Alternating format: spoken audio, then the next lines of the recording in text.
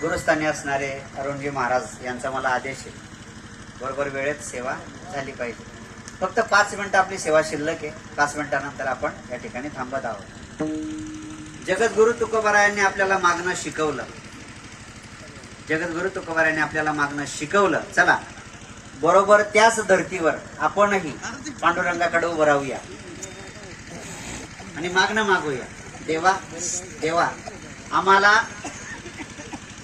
या संतासी निरवी, या संतांच्या जवळ जन्मोजन्म ठेव.